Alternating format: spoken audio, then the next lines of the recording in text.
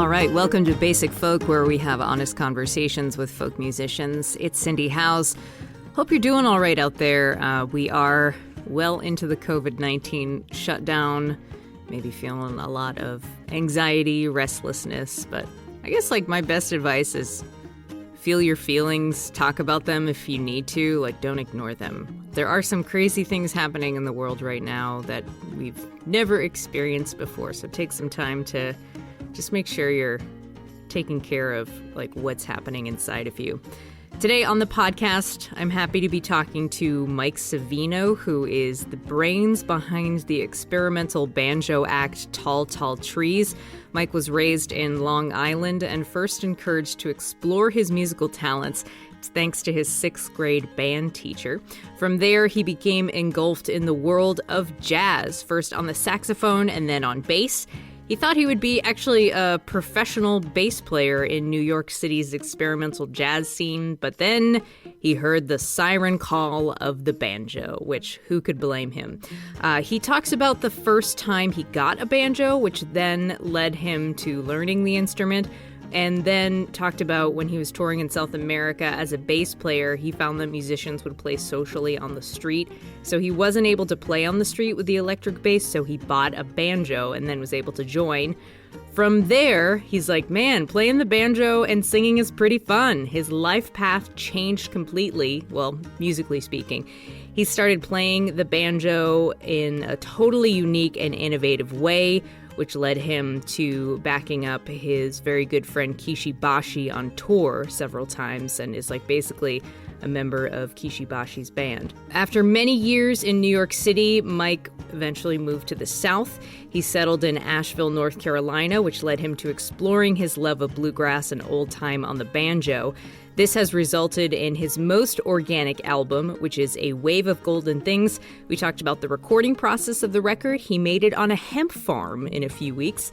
And while he was producing the record, 16 baby animals were born. So yeah, we also talk about baby animals. Enjoy this conversation with Mike from Tall, Tall Trees. It's so interesting because we're going to hear the passing of John Prine has totally bummed everyone out. So the song that we're going to hear, when I first saw the title, I thought, like, wow, what a John Prine song title. This is from Tall, Tall Trees' latest album, Happy Birthday in Jail is the song, and then we'll get to our conversation with Mike Savino of Tall, Tall Trees on Basic Folk. Sunday morning, lazy feeling, no way, no one stealing this from me. I get one day, and you get 6 days. Makes me wanna hide away. I can't wait until tomorrow.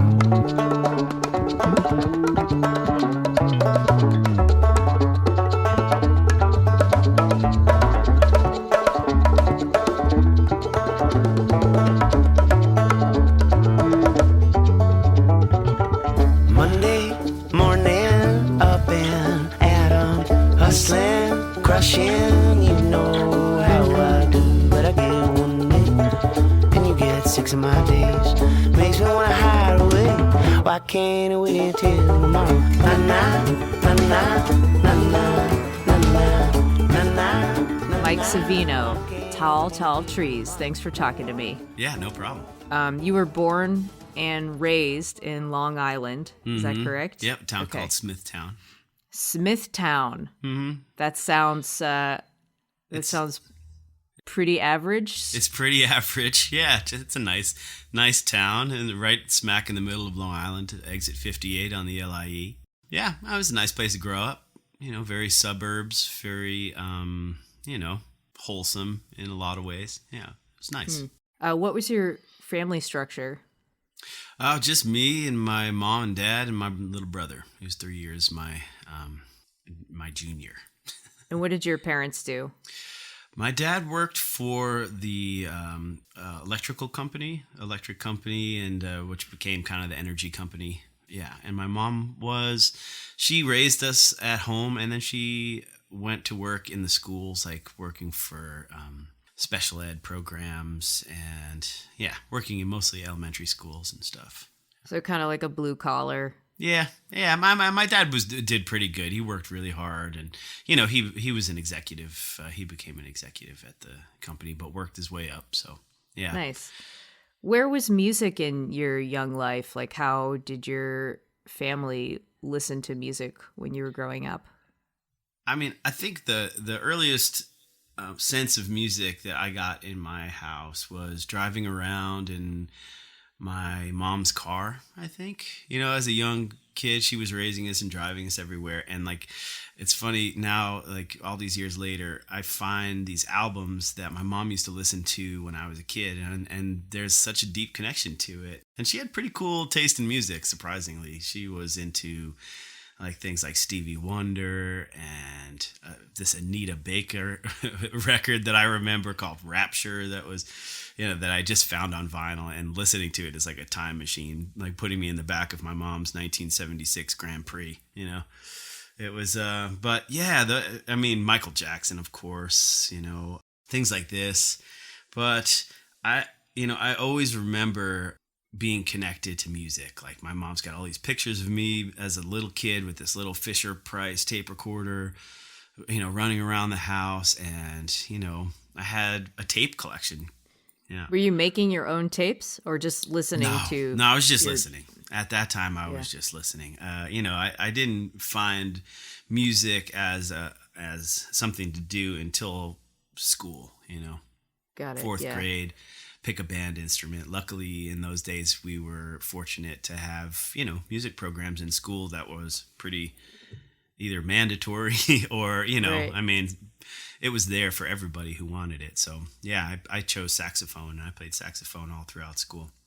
In my school, the saxophone was like the most popular instrument. Oh yeah. So like you're pretty lucky. I did. I got into it. Yeah. I was second chair pretty much my entire high school career behind this one guy I won't mention, but he was just very studious. I'm not a very structured learner. I prefer just very a Montessori style lifestyle, very, not that I went to Montessori school, but what I imagine Montessori is a little more loose structured, So what was your practicing like? Would you practice at home, or would you just try to figure it out? No, I definitely practiced at home, but I never practiced the things that we were supposed to practice. I would always have like these books of like TV sitcom themes that I would be playing, like, or Axel F or something like that, where I thought it was cool. But, I was into it. I played alto saxophone, and in sixth grade, what really changed my life was my band director, Mr. Hangley, pulled me aside after one of our practices, and he showed me this baritone saxophone and asked if I wanted to play it. And it was huge, and I could barely carry it, being like probably 10 or 11 years old at the time. But I saw it as a big, shiny, huge saxophone. I was like, yes, I want that. I'm going to play that. I realized this thing, like, as far as the trajectory of my life, like I've always liked to do something that there's only one of. In a group. I always liked to have something that was original, I didn't want to be part of a section. I wanted to be, kind of an original. And like when he gave me that baritone saxophone, I was the only one in the band, so I was playing bass basically. So in doing that led me to play in jazz band, and then meet the older baritone saxophone player who also played bass guitar. And when I saw the bass guitar, him playing the bass guitar, I was like, oh, that's what I wanted. It was right around the time when MTV was like super happening, and, playing bass for me was like, it was a dream, So you told this story after your music teacher, Mr. Hangley. He gave you the baritone sax to play, and then the band was playing a John Philip Sousa song, and then at the end you did this little like improvised thing, and like everybody turned around and looked at you in surprise. So that seems like a really important moment to you. Can you explain that feeling and what it was like to go for that riff and then have everyone react to it? Yeah, it was exhilarating for me. to play something that was off the page. Like we were playing this, the band director, he loved John Philip Sousa. He was like a trombone player, and that was his like passion, was this music. So he was, had these 10, 11, 12-year-old kids playing it, off the, sheet music and whatever. And yeah, we were playing one of them. And just at the end, I did a little like boop at the end, and everybody just like was like, whoa, what was that? So, for me, it kind of like connected music, like, that it's not just these notes on the page, that it's actually something that's alive and, can be messed with and can make people laugh and stuff. And for me, like, I was a bit of a class clown, and I'd like to, get attention as any, school kid would. And that for me, a light went off and said, oh, you can get attention with music, and right around that time that, when I was playing in the jazz band, the kid next to me, was playing bass, and he would show me some stuff. And then eventually someone who had an extra bass and amp lying around their house decided to lend it to me. And that started me off playing string instruments, which has been the whole linchpin of my life, I think, right. Yeah, it sounds like you were really kind of planning your young adult life around the bass. You thought you would be a jazz bass player. Mm-hmm. You studied the jazz double bass at the New School. Mm-hmm. But then it sounds like, I just want to hear more about your connection to the bass, why you were specifically into jazz, and where it took you. Yeah. Well, jazz wasn't really my initial. I've went through so many different kinds of music before getting to jazz. I think as a young kid playing bass and stuff, I was into MTV. I was into heavy metal. I was into Iron Maiden, huge.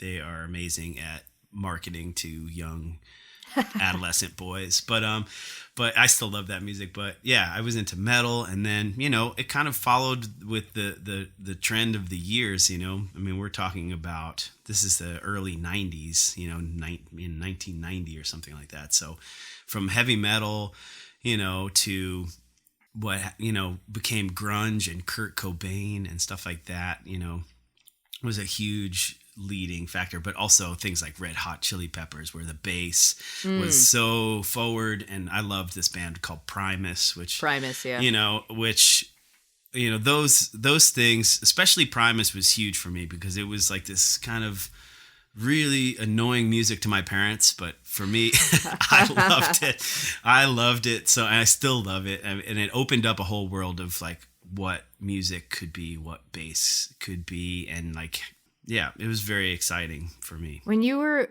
a teenager and kind of becoming an adult, did you have a good relationship with your parents? Like you said, like your music would annoy them, but what was that relationship like? Were you a good kid? I was a good kid. My poor parents, though, I was very defiant and maybe a little too smart for my own good. And, I was not an easy child to raise, I'm sure. I was very, especially around the time where, like, Nirvana and that whole kind of like teenage rebellion thing kicked in for me. I was shaving my head and dyeing my hair green and, driving them absolutely nuts, being, conservative Italian family from New York. But I was a good kid. But, I definitely ran them through the ringer with my, own form of rebellion, which was loud rock and roll music and, and sneaking out of the house and, cutting school and stuff like that. So the things you do when you feel misunderstood. Yeah. From that day and age, I'm not an easily schoolable person. I don't like structure in school in that aspect, project-oriented things. I like to educate myself and, follow my own interests and stuff. And I think that's where, if you really chase your passions, you'll educate yourself, I think, Your intense love for the banjo came about a little bit later. You were touring and recording in Brazil as a bass player. Mm-hmm. Can you talk about how you picked up the banjo and what it felt like to connect with the instrument at first? Yeah, well, I'll tell you the all honest truth because we're on a podcast here and we can talk frankly. Sometimes, when my mom reads my interviews and stuff, I'm a little shy, but I actually started playing banjo in the first time I went to college, which after high school, I went to Penn State to be a doctor. I've kind of had this, conditioning my entire life that I need to be a professional, a doctor or a lawyer or something like that. And, even though I had interests in music my entire life, it was very apparent. I didn't think that was an option for me as a job. So I went to Penn State for pre-med and I was studying to be a doctor. And do you know what kind? I was going to be a pediatrician, which would have been kind of a perfect job for me. And I would have been much better off financially right now. But yeah, I went to Penn State and I did terrible. They put me in a dorm with all the derelicts and all the hippies and, stuff like that. So I ended up... I'm trying to picture you at Penn State and I'm having a hard time. Yeah, me too. It's kind of a while ago. It's a different life that I led. I really tried so many times, but all I wanted to do was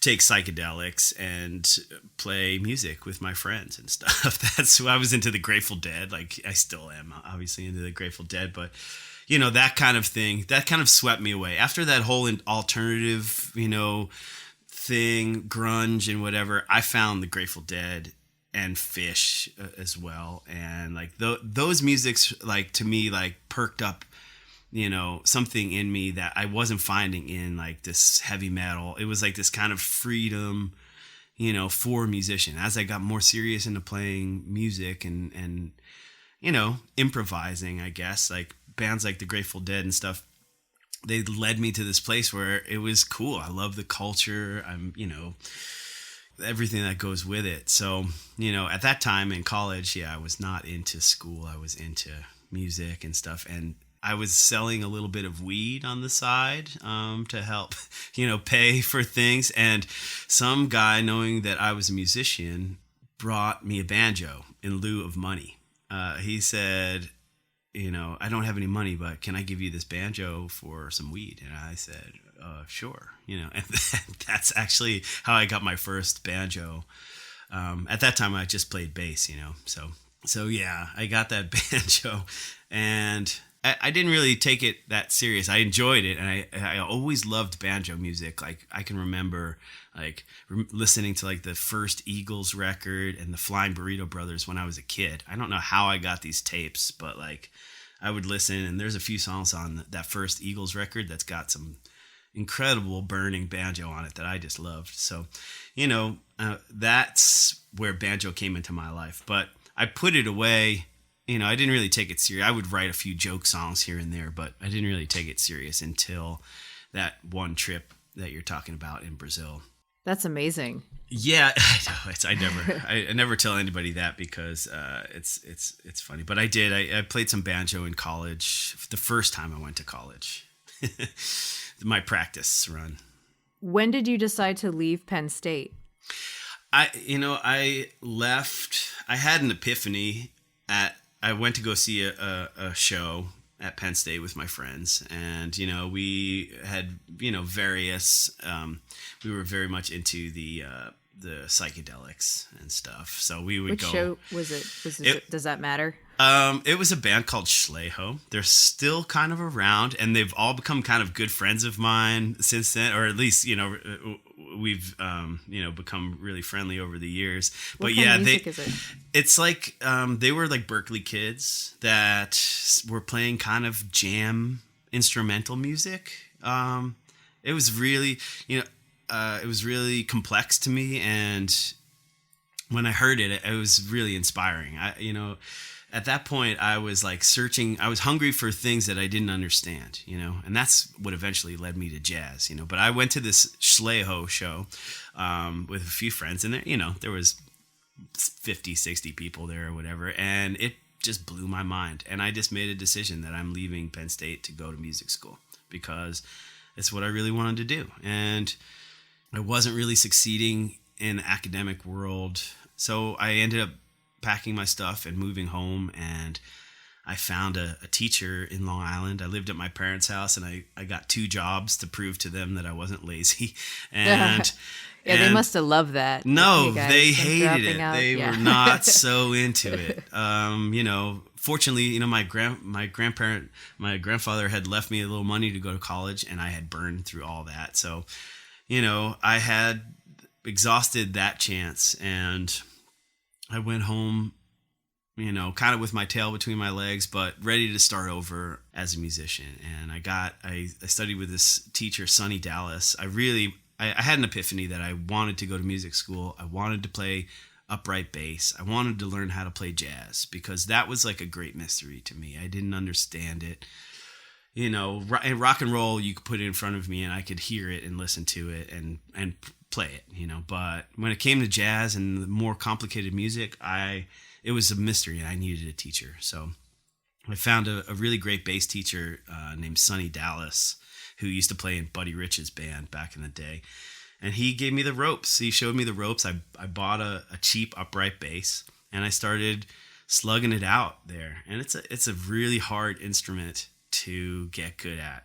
Like really, it takes a lot of hours to put into it to get a good sound and to groove. It's like, and when you're playing jazz with older people and you're the bass player and you're not good, you're going to get a lot of raised eyebrows. So it was a like boot camp, and right. Yeah, you're the foundation of the sound. You really are. If the bass player is bad, the music is bad. And I think that kind of goes with a lot of music, but yeah, I spent, almost a year probably at my parents' house getting my stuff together, and I auditioned for the new school in New York, and it got accepted, and that changed my whole trajectory. So I moved to Brooklyn in 1999, and I went to school and got my ass kicked over and over and over. What do you think that did to your personality, like changing your trajectory like that, and then working so hard at something? Yeah. I think reinvention is essential to finding yourself. I think if you stay the course, your whole life, you'll never discover things about you that you might have known.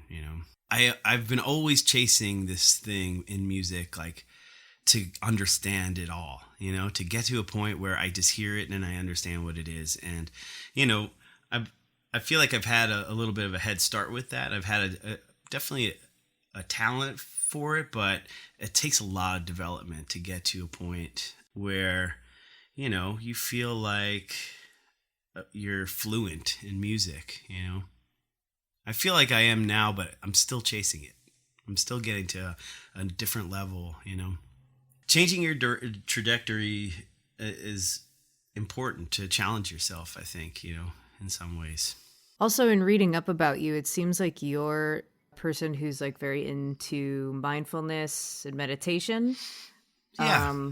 So like in thinking about like you're always kind of like chasing something in music, how do you feel about progression versus being present? Do you know what I'm saying? Progression in which way?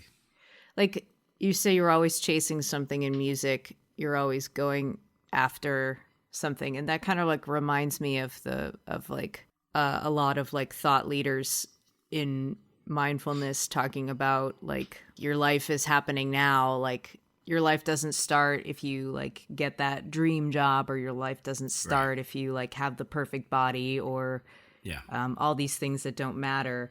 But I understand what you're saying. Yeah. Right. But yeah, there is something to be said about like progression. Right. And if there's like a duality for you there. Yeah.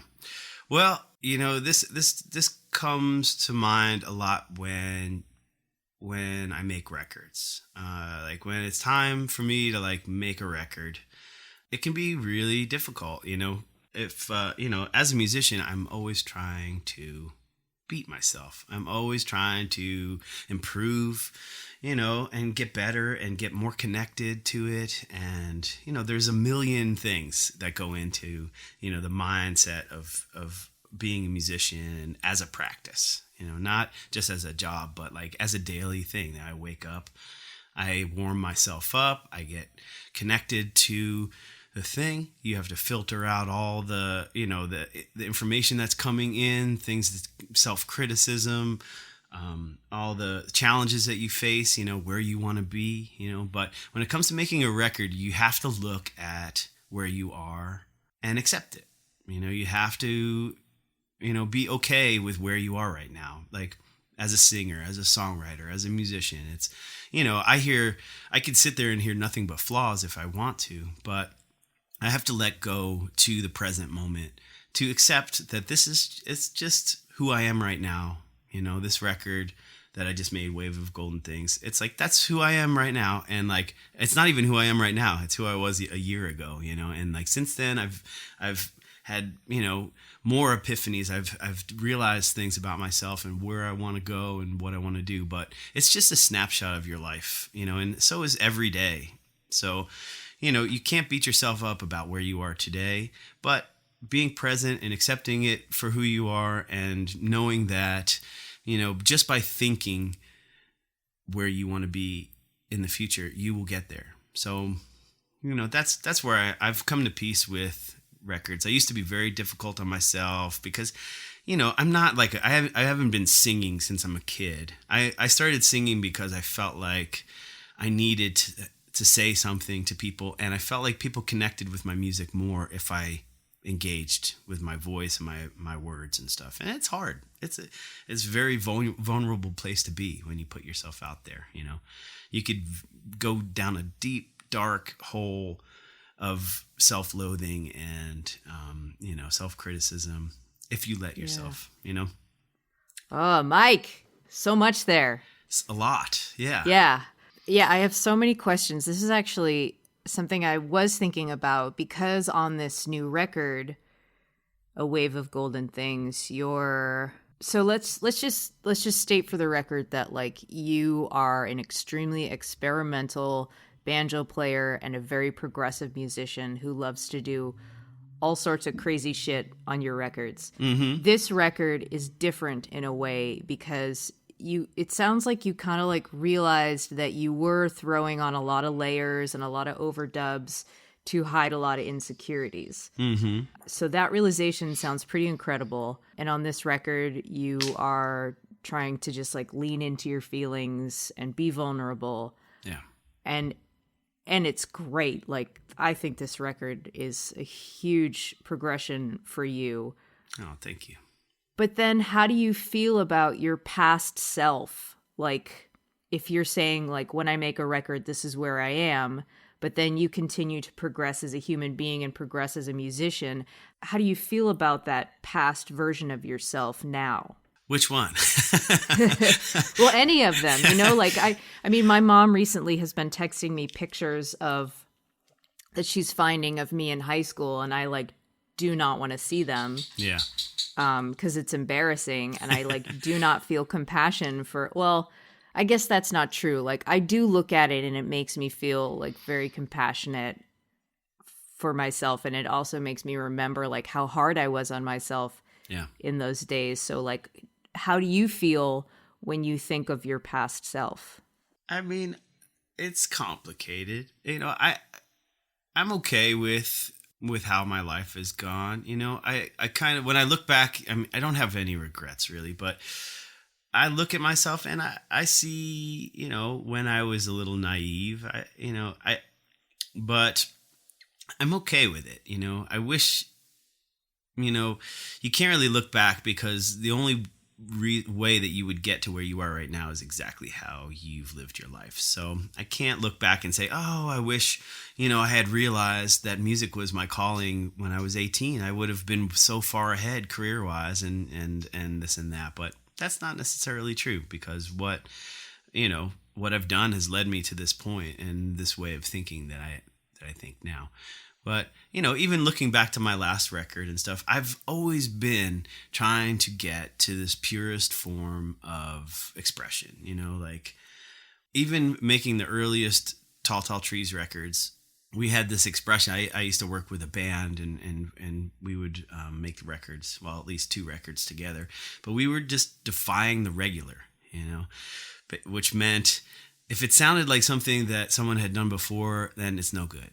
Or it's it needs to be changed, and that has led me to a way of thinking that has carried on throughout my career as far as defying the regular, and that's kind of why I play banjo the way I play and write songs the way I play, is because there are a million amazing musicians out there that are doing traditional things, that are doing the 1-4-5 country songs and this and that. I love that stuff, but for me, it's not where I see myself needed.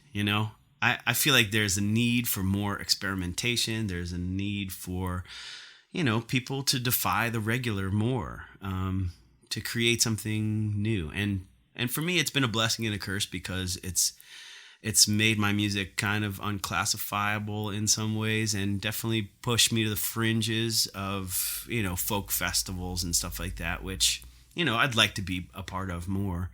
But I've been kind of straddling this indie folk world, like with, 1 foot far and another foot really far away, But, I couldn't have done it any other way. Right.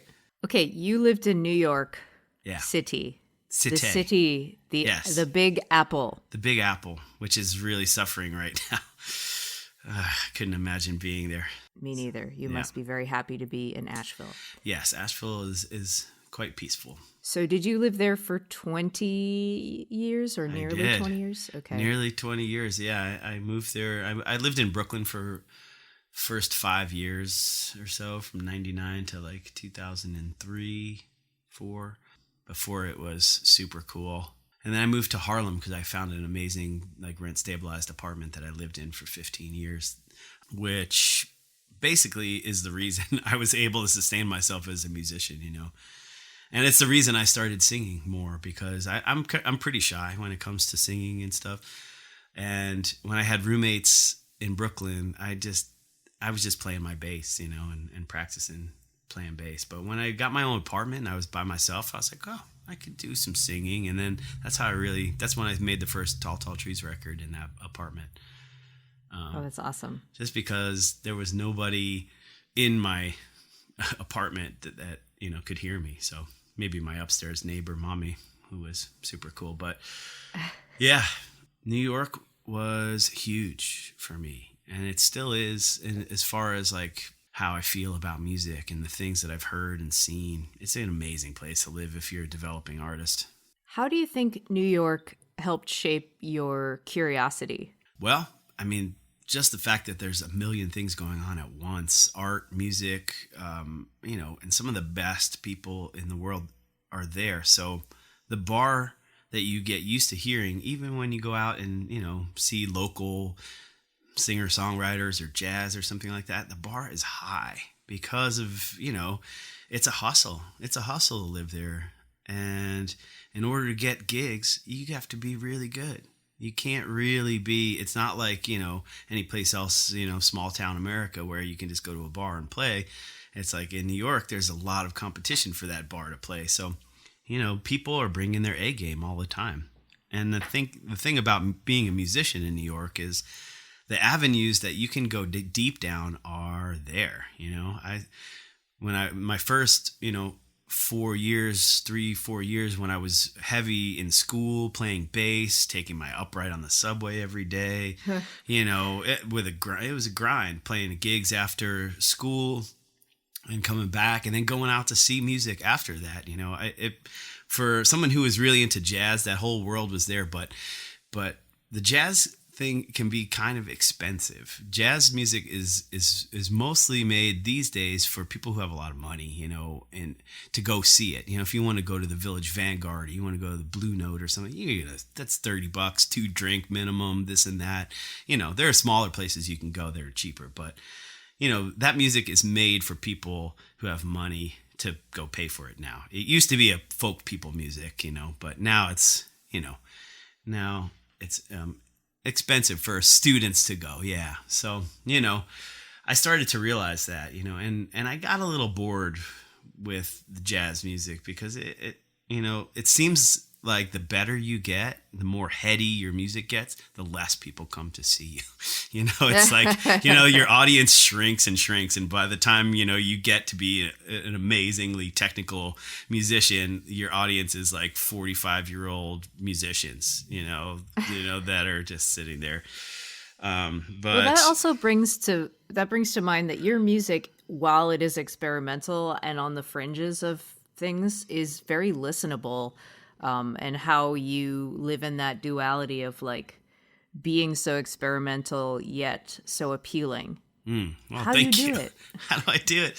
I think it's through lyrics, and it's through voice. I've always felt like if there's something simple there and the message is clear somewhat, then you can throw in crazy stuff at people. People are smarter than a lot of people give them. If you listen to the radio, you would think that people are just like completely zombies, but people have a huge capacity for complexity and surprises. And I think rapping, the duality of creating a simple folk song that's also very strange, has a lot of weird things going on, it is kind of fun for me. It's like, how far can I push this, where, it's still listenable, Mm-hmm. Yeah.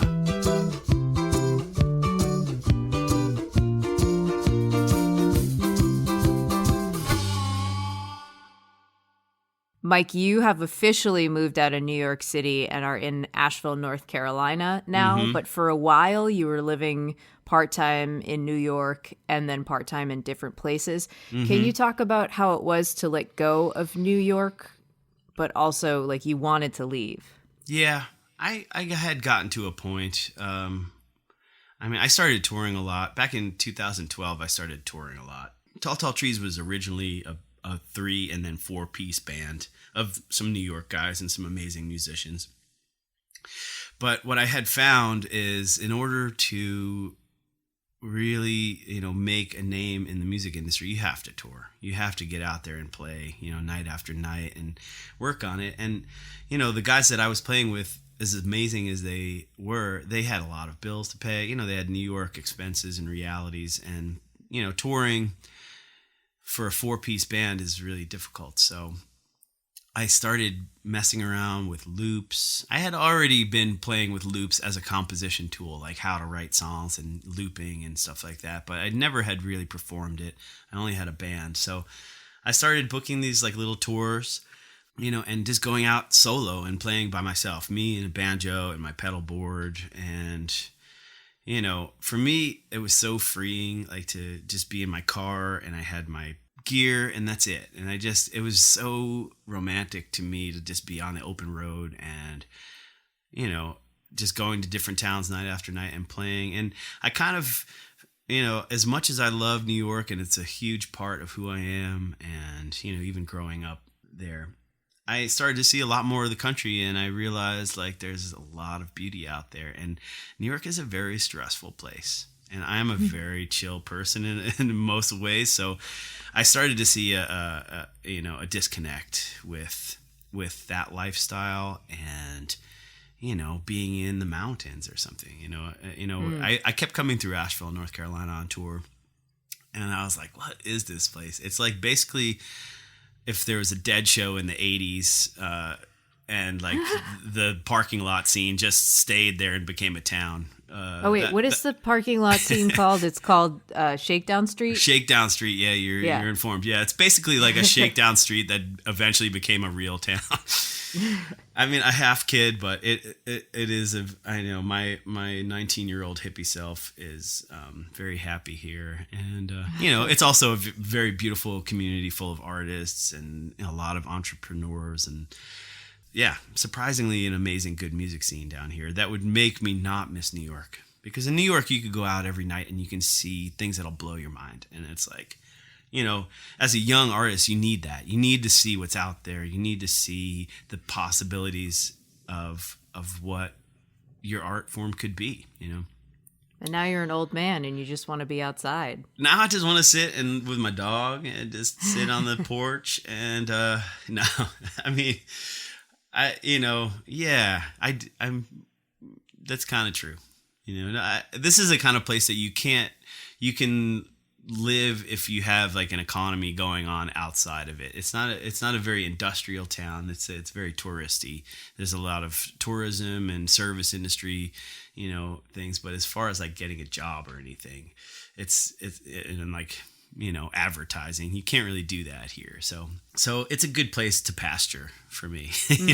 Yeah, I'd love to hear more about your affinity for nature. You named your project Tall, Tall Trees. Mm-hmm. You named it after the Roger Miller George Jones song, but it sounds like it's not because you love the song, but it's because you love the sentiment of Tall, Tall Trees. And it seems like this is even more true since you moved to Asheville. Can you talk about your connection to nature when it comes to your music and when it comes to you as a person? Yeah. Well, yes, I named the project Tall, Tall Trees early on. I was really into Roger Miller. He was like the original. So in all honesty, I didn't even know about the Alan Jackson version, which is way, way, way more popular and famous. The song, I don't even really like the song that much. It's a good song. It's a little hokey, but it's a great title. It's I mean, for me, it felt like a good name for what I was going for. I was in Harlem in this 350 square foot apartment writing this music. Small. It's really small, but it was fine for me. I mean, it did me all right for, find a musician in New York that's got his own apartment, and, it'll be a little hard to find that, but yeah, it became kind of this fantasy of me living in nature. I've always been a strange isolationist. I love being alone. I love being in nature. For me, that is, my guilty pleasure. I've always been, like this. We're here in quarantine right now for our coronavirus quarantine, and I'm like kind of in heaven in some weird way that I don't have to leave the house. I can just stay home and work and practice and play and write music and stuff. But for me, nature it's inspiring. Going to a place like the Grand Canyon or Switzerland, I've been so fortunate to travel all over the place, and sometimes it's just turning a corner and looking at this amazing place that we live on Earth is so, there's no words for it, There's no words for it. So I wanted something that was bigger than me, and Tall, Tall Trees, was that.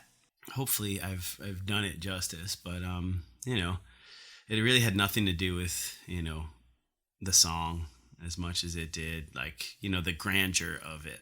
Yeah, it was definitely a good reason to move down to Asheville, because it's a really beautiful place if you like the outdoors and hiking and, mountains, and it feels like the right place for me. What about being in an area where quote unquote traditional banjo is so celebrated? Like, it's so close to the homes of Earl Scruggs and Doc Watson. How does that shape your perspective on your connection to your banjo playing? Well, yes. I did move down here, in part because of that, because I wanted to be closer to traditional banjo music. And Earl Scruggs has always been a hero, as well as Doc Watson. And, there's a million amazing, great banjo players here, like in the traditional bluegrass style and old time style. You got the Avett Brothers. Yeah, the Avett Brothers are up there. They're doing their thing. It's for me, it's cool. I've never been a traditionalist, but I've always respected and studied the tradition. I've spent a lot of time learning how to play bluegrass banjo and clawhammer and this and that, mostly so I could use it in my own arsenal as, something that is informing how I play. don't have as much interest in playing. I mean, it's really fun, to play traditional music, but there are so many people out there that are they dedicate their lives to it and taking it to as far as it can go. But for me, it's more about, because I'm hungry for things to play and technique and, different ways to think about things. So, but being down here has been great. It's really fun to be in a place that appreciates banjo. I mean, I've been studying some old time banjo with some players down here and stuff like that, just because it's fun. It keeps me hungry, keeps me in grasshopper mode, which is important to stay in if you're on a life quest to be, a musician wizard, I love that.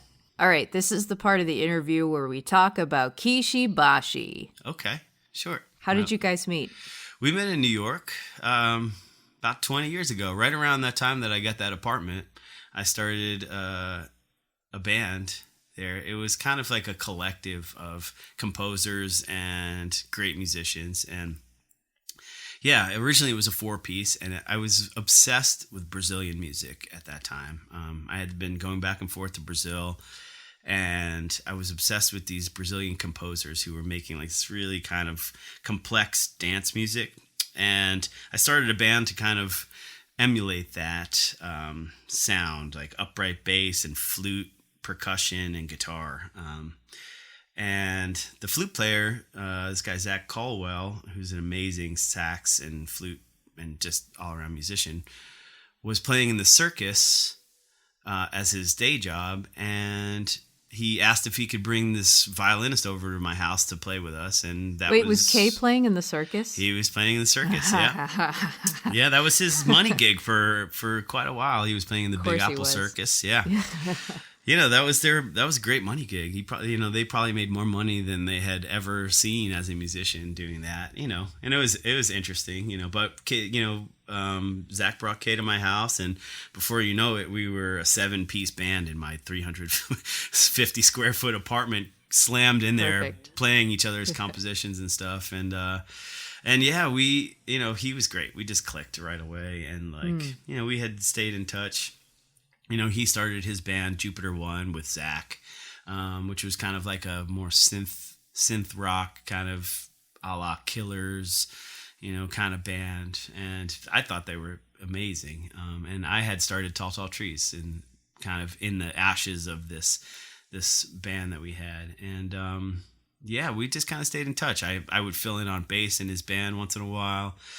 And, he started touring with Regina Spektor and then Of Montreal. As their violin player.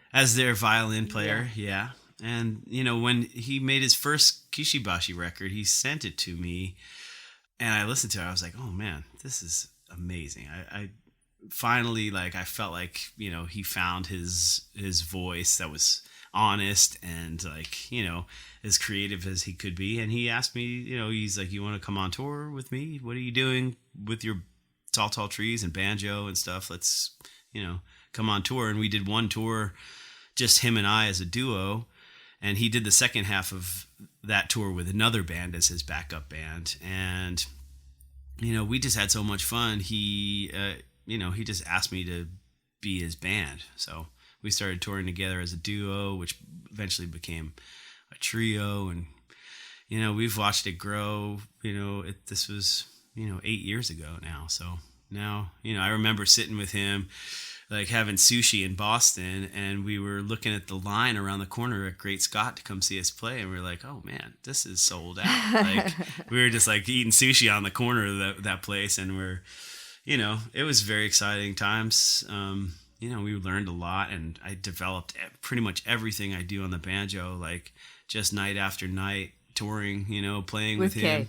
Yeah. I mean, cool.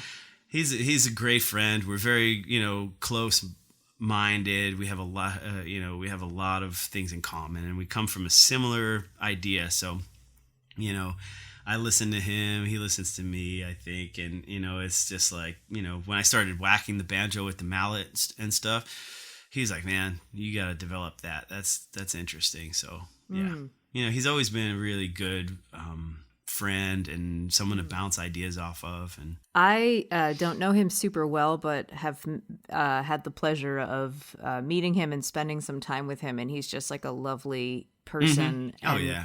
so friendly. And it's just really nice to hear about your collaboration with him and how you guys encourage each other and challenge each other. One thing I was wondering, though, about your singing voice, we were talking about it earlier, because it often gets overlooked for, all of the kooky shit you're doing with the banjo, but your singing voice is like pretty special. And I wanted to know a little bit more about how you feel about your voice and how your feelings about your singing have changed. Good. Yes. Thank you for saying that. For me, singing has never, it's always been in service to the music, but it is something. I didn't grow up singing in choir or anything like that. I maybe like opened my mouth to sing for the first time in college. It's interesting because it's a whole nother instrument in itself. Learning how I spent hours and hours and thousands of hours playing bass, playing etudes on an upright bass with a bow, trying to play in tune and stuff like that. And like, after studying an instrument so hard to the point where, I've got carpal tunnel, I've got, all sorts of things. It's when it came to like really focusing on my voice, I kind of approached it in the same way. Like, I'm just going to exercise my voice and try and make it as connected to my mind as possible. So, I'm still chasing that now. My voice is lowered as I've gotten older, and I'm kind of enjoying that now, and I'm trying to develop that even further where it's effortless. I think my father always used to tell me that in my early days that I was good, but I wasn't effortless. It didn't look. Oh my God, that's such a dad thing to say. Such a dad thing to say. He probably, my dad's that kind of dad that's like, yeah, he's always like, hey, Dad, yeah, me and Kay are playing on Letterman. Oh, that's great. When are you going to play your songs on Letterman? Yeah, Mike. Like, oh, thanks, Dad. Yeah, cool. All right. My dad used to listen to me on the radio, and he would be like, hey, he's from Boston, so he has an amazing accent. So he's like, hey, Sin, I heard you on the radio. Heard a lot of ums and ahs. Thanks, Dad. Yeah, that's what dads are there for. They're there to knock you down a peg. I don't want you to think that you're that good. Kinda. Because you are. You are that good. Yeah, my dad he's a wonderful man. But yeah, he definitely, he's very economical with the praise, but it's good. But yeah, as far as singing goes, I'm just trying to be as honest as possible, and like, that's the thing. It's the same thing with banjo. I've been chasing this thing where it's immediate, where, I can connect my head and my heart to music and let it carry me instead of me push it, which especially in this day and age with so much distraction and phones and Instagram Live and this and that, like finding your voice and letting it carry you instead of pushing yourself in the way that you want, I think that's where all good art lives, is in, it's in that weird place between when you're not really doing it, you're just present for it. Some of the, songs that, best songs that I've written, it's just like, it came out, because I didn't get in the way of it by thinking, oh, this sounds like shit. Your voice is no good. Your inner critic is always your worst enemy. Your inner dad. Yeah, inner dad. Wow, that's deep. Inner dad just telling, he just wants you to get better. I know, that's the beauty of it. And it's funny because I'm also very critical, and in my relationship too. I find I love cooking, and I'm very, I'm into cooking. It's been something that's been, I've been doing for my entire life. And, I raised in an Italian family, so I've got my things, and, with my partner, I can definitely get a little critical, because I like things to be perfect in my own happy way. Oh my God. But yeah, it's definitely trickled down.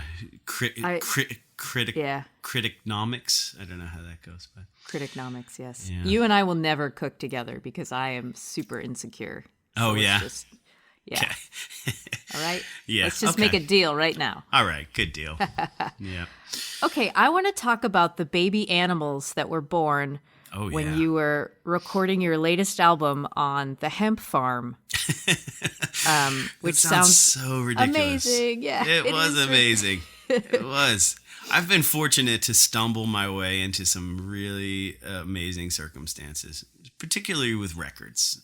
I'm not like this is not the first amazing situation you found yourself in recording. Even. Let us not forget the vacant health resort that you babysat for in 2015 and made a record there. But that sounds incredible. But first of all, let's talk about these baby animals. Yes. Yes, as you've noted, we were fortunate enough to make a record on this hemp farm. I was playing. I got booked to play this. They give out some samples. Yes, they did. Yes, they did. My dear friend Franny. Yes, so I got booked to play this festival in Asheville. It's kind of a small festival called Barnaroo. Not Bonnaroo, but Barnaroo. And I hadn't thought much of it until, I just put things in the calendar and I don't think about it until I go there. It's like, it's part of my be present technique. But I ended up at this festival playing at Barnaroo on this beautiful farm about 15 minutes from here in outside of Asheville. And, we rolled up to this little festival and played our set. And at that time, I was looking for a place to make a record. I had all these songs, and it was just time. I don't have the space in my house to make a full record with drums and stuff. So, my partner at the time was talking to Franny, who owns the farm, and she had mentioned that I was looking for a place to make my record, and she immediately was like, well, come look at this, and she took me into her barn, which she had turned into this very, very nice Airbnb, but still with all, the high ceilings and wood and pretty much everything I needed to make a record. So she was kind enough to rent me the space for next to nothing, and I lived there for 3 weeks. I set up a mobile rig and just kind of woke up on their farm every day and made my record. But the bonus of it was, during the 3 weeks, there was 16 animals born. Yes, baby goats, baby sheep. I'm from Long Island in New York. I'd never been that kind of, in on a farm. And I was literally waking up every morning and just walking out to the farm and seeing brand new life every day. It was pretty incredible and humbling, and it must have impacted your mood tremendously. It totally did. The vibe there was so magical. I'm just holding baby goats that are just born, and I love animals, so for me it's it was hard to pull me away from all that stuff to go make music, but it was such a beautiful place to make a record, and inspiring and humbling, and I felt the glory of life every day that I woke up there, just walking out on their, second floor deck and overlooking this farm, and just, the sounds of it. And it was a beautiful experience. And, it really got into the music, When you're in a situation like that, moving into a new space to do something so intentional as to make a record, to work. Yeah. How long does it take for you to settle in to the space? This time it took 4 days. Specifically. It depends. I really set into this record with the mission of making it fast. I didn't want to linger on it. I didn't want to second guess myself, which I've done in the past. And the last record I made on that health retreat, I was there 7 or 8 months.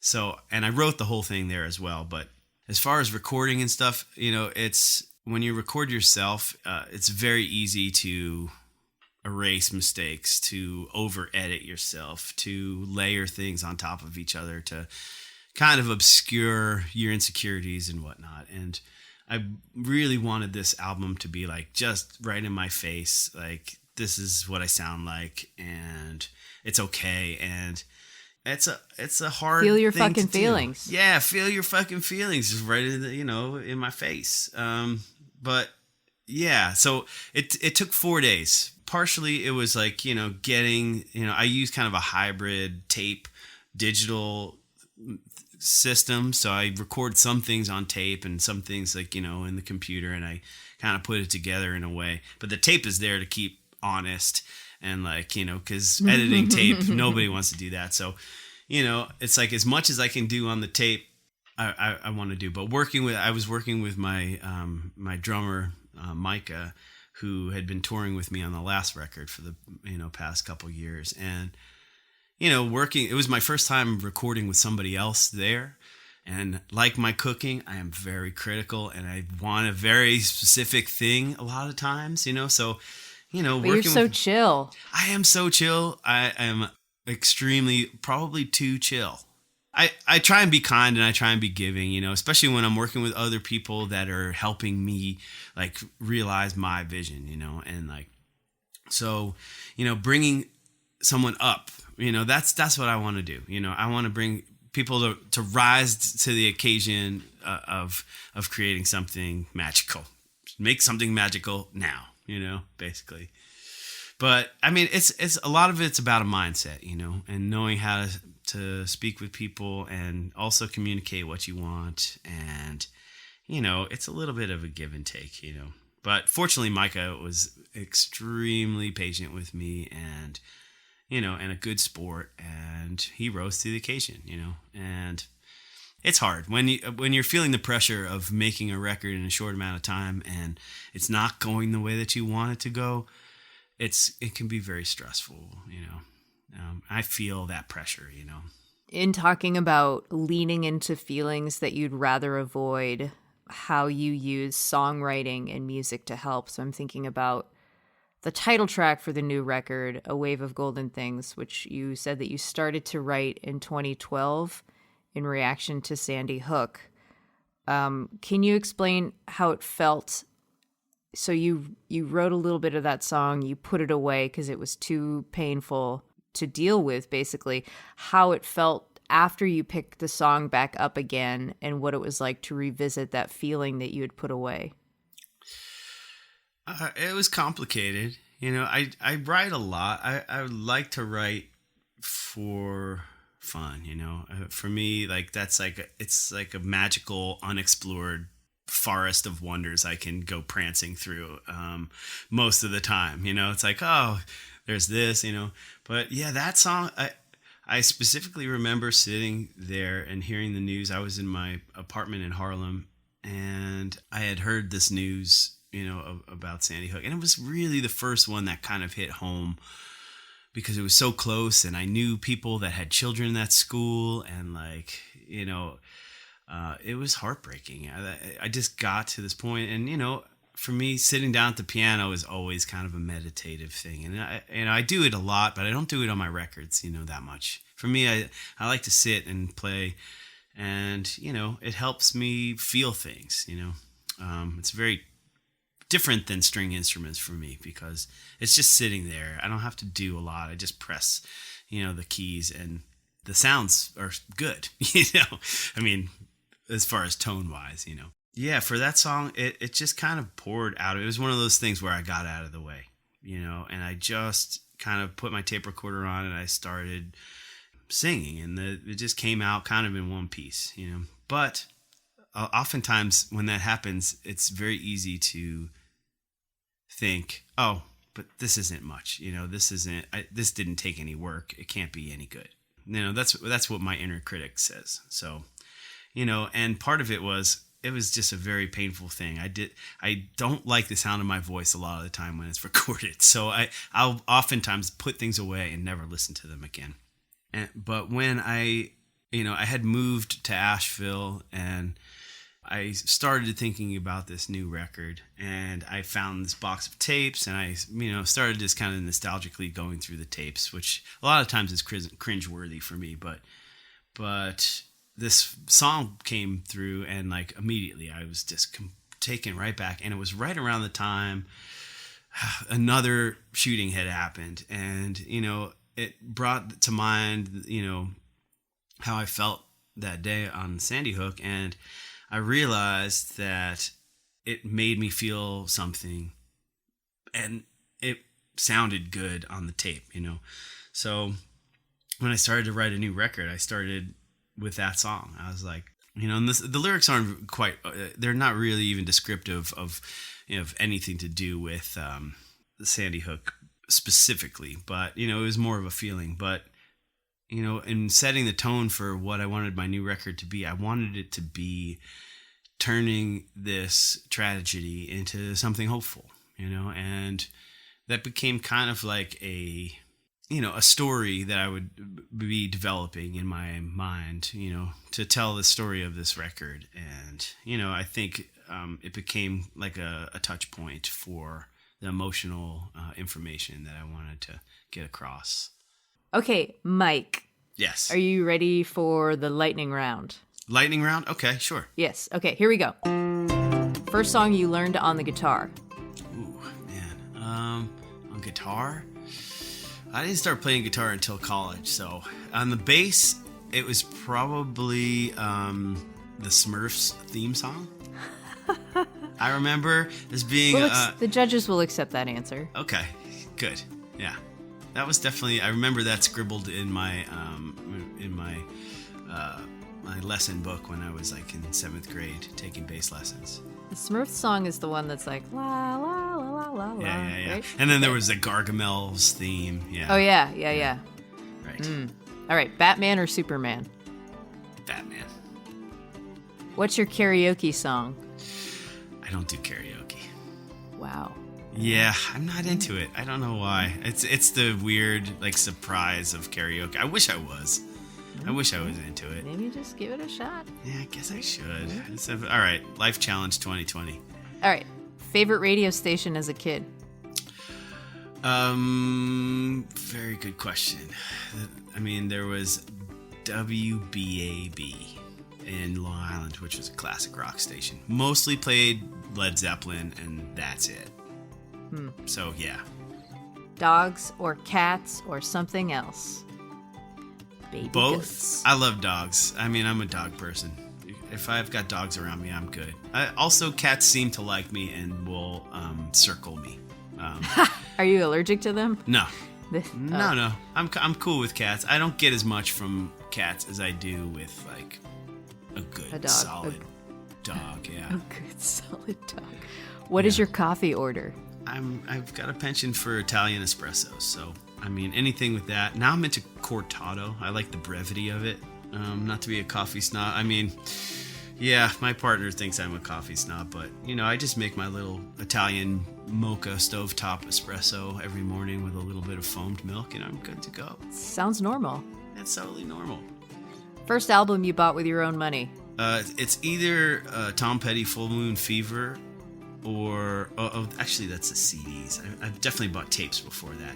I bet you it was Poison. Open Up and Say Ah. First concert? My first concert was Iron Maiden. Last book you read? Well, I've been reading the Sandman series, Neil Gaiman. I saw that. Which I'm almost done with. So it's kind of an epic thing. Oh my gosh. Let's do another podcast where we just talk about Sandman. Just geek out about Neil Gaiman. Oh my god, yes. Yeah, totally. Yeah, but I've been trying to break it up because I started it over. I read it like halfway, and then too much time went by, and then I started it over. So gotta go back. It's a complicated, complex. It is complicated. Storyline. It's beautiful and complicated, and so confusing, and also amazing. Yeah. What is your dream collaboration? Dream collaboration? Oh, that's a really good question. I would really like to get in the studio with Bela Fleck. I think would be really fun. He was like one of my early heroes as far as like taking banjo music to different places, and I think we'd have a lot to talk about and hang. That seems attainable. Yeah, I hope so. He is also a very nice person. I've never met him, but I talked to him on the phone one time. He was very kind. Yeah, he doesn't seem like he'd be like a big ego dude, No. It's like, I mean, that's the thing about banjo players. It's like it's not like a flying V shredder guitar. It's like you're not doing it for the glory. Yeah, if you've resolved to dedicate your life to 5-string banjo or 6-string banjo in my case, but you've got to be a decently humble person, I think. Flying or invisibility? Flying. Star Trek or Star Wars? Star Wars. What is the most beautiful place you've ever visited? That's hard. I've seen a lot of beautiful places. Fortunately. I was just in Costa Rica, and that's on the tip of my tongue. It's an incredibly beautiful place on the Caribbean side. I took a vacation, which is something I've never done before, really, that I wasn't working and playing. Costa Rica was incredible. Awesome. Yeah. All right, that's it. That's the lightning round. You did it. I did it? Did I win? Yep. Yes. Oh, excellent. Is it a lifetime supply of toilet paper? Because I could really use that right now. Oh, man. I wish. It is very crazy how this low supply of toilet paper in stores continues. What are the people doing who have all the toilet paper? Coincidentally, my partner bought me a bidet for my birthday, which was just before this entire thing happened. I know. But yeah, who knew that was going to happen? And it still doesn't make any sense to me whatsoever. We're living in very unusual and unprecedented times. Or just the times? Just the times. The bidet is quite nice, actually. I mean, I've toured a lot in Europe, and and Japan as well. Japan is years ahead of us in the bathroom situation. The bathroom game. Yes, they are. Wow. Well, I really love the end of this podcast is all about the toilet. Yeah. Right. Thank you so much. Hopefully this Mike. world is not going. So. Right. Not into the toilet. But thank you so much, and congrats on the new record. It's great. Thanks, Cindy. Basic Folk was produced by Laura McCarthy this week. Our business manager is Lindsay Myers. Adam Curry, also producer for Basic Folk. Alex Stanton of Townspeople does our music. I'm your host, Cindy Howes. Buy records right now. Musicians could use the extra income from merch. Send them a tip on Venmo or PayPal when you're streaming their concerts, but do your part to support musicians right now during this really strange time where they've lost a lot of income from canceled gigs. All right, you can find more information about Basic Folk at my website, cindyhouse.net. And thanks for listening. All right, we'll talk to you next week. Bye.